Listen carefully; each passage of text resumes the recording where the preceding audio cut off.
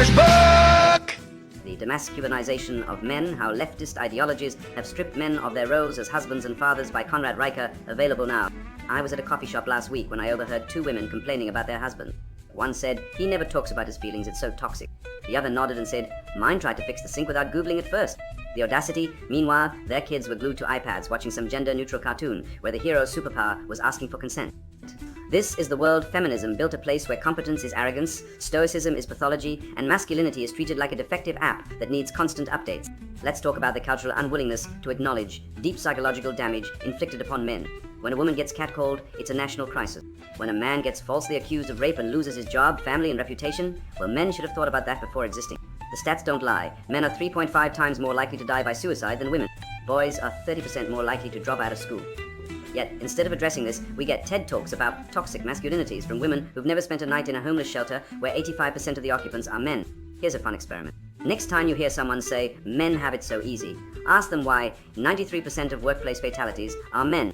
Ask them why men die 5 years earlier than women. Ask them why the draft still exists, but only for men. Watch their face twist into confusion. They'll either call you a misogynist or change the subject to the wage gaps, which, by the way, disappears when you account for career choices and hours worked. But facts don't matter when feelings are the new currency. Take the denial of male lived experience. When a woman says, "I'm exhausted," she gets a spa day. When a man says it, he gets a man up. Women have safe spaces. Men have suck it up. And if you dare point this out, you're fragile. Funny how the people calling men fragile are the same ones who need trigger warnings for Shakespeare. Then there's the stage-enforced economic servitude of men, alimony, child support, divorce settlements where a man loses half his assets because his wife felt unfulfilled. I know a guy who paid his ex-wife $3,000 a month while she lived with a new boyfriend who drove a Porsche he indirectly financed. The system isn't broken, it's working exactly as designed. Feminists didn't want equality, they wanted extraction. And don't get me started on the commodification of sexuality. Porn, empowering for women, degenerate for men.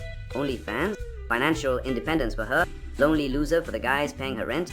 Women monetize their bodies and call it entrepreneurship. Men monetize their labor and get called oppressors. The hypocrisy is so thick you could build a wall with it, and believe me, we should. Here's the truth. Men built civilization. Men invented electricity, the internet, and the wheel. Men died in wars so women could vote. And what's our reward? Being told we're obsolete? Well, I've got news for the gender studies major. When the power goes out, you'll be begging for a man who knows how to wire a generator. So here's my question.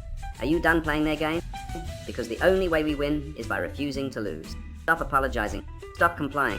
And for God's sake, stop marrying women who think equality means you work 60 hours a week while she finds herself in Bali. The future belongs to men who remember what they are. The rest, they'll be too busy unlearning their toxic masculinities to notice they've been left behind. The Demasculinization of Men, How Leftist Ideologies Have Stripped Men of Their Roles as Husbands and Fathers by Conrad Riker. Buy now. Links below.